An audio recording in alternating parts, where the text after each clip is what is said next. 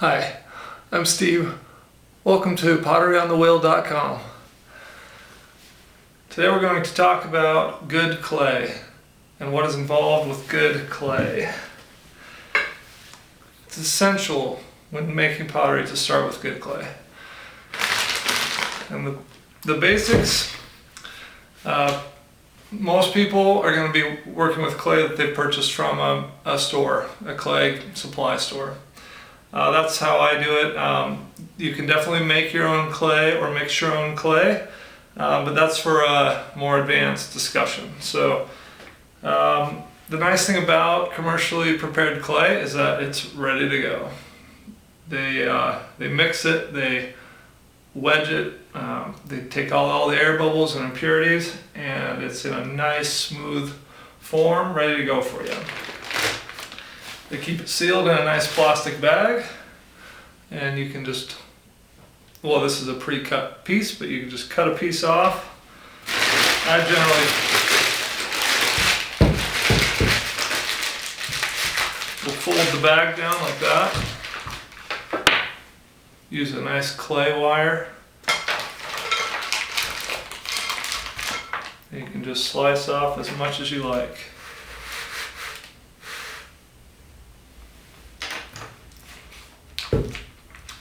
There it is, ready to go. We'll use this nice little piece for now.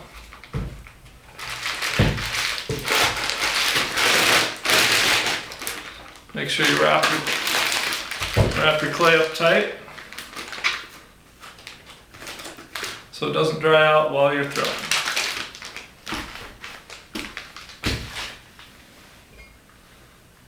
So for this piece,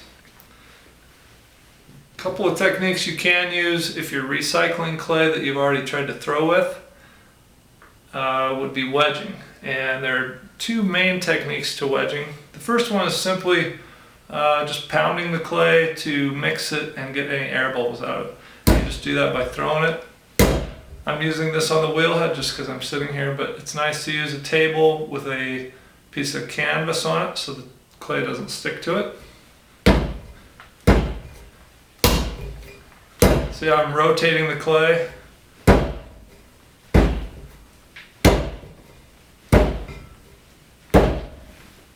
And then to check for impurities or air bubbles, you can actually slice the clay in half and take a look at it. I'll give you a close-up here. See how smooth that is? Those little lines are just from the wire cutting through, but there are no air bubbles. If you see little dents and things like that, you'd have air bubbles, so you'd want to continue to mix that. Slap it back together hard. The other technique is spiral wedging. You actually rotate the clay as you press it. You're not trying to mix any air into it like you would with kneading dough. You're actually trying to just kind of smear the clay and spiral it, which actually winds up the clay particles, which benefits you in throwing as well. But this is just getting a nice mixing into the clay and getting it ready for that circular motion of throwing on the wheel. And then you can just see how it's taking on this spiral shape, and then you can just kind of roll it into a ball, pat it, and it's ready to go for throwing. You want to start out when you're throwing with a nice smooth clay, and preferably a light colored clay, because when you start making a mess, if you have like a red terracotta clay, you're going to get clay everywhere and it'll stain your clothes and the walls and things like that. So if you start out with a neutral colored clay, that's good. And also a nice smooth one. You don't want a lot of sand in there, because sand will actually kind of wear down your skin if you don't use the right techniques, which it'll take you a while to get to that point where you can work around the sand. The other thing is just the dryness of the clay. You want it to be fairly moist. You can see how soft this clay is when I press on it. And it's very pliable.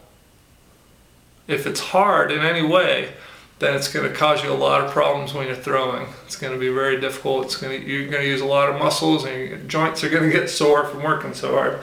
So start out with a nice moist piece of clay. If it's sticky, that's too wet, but should just barely be almost sticky.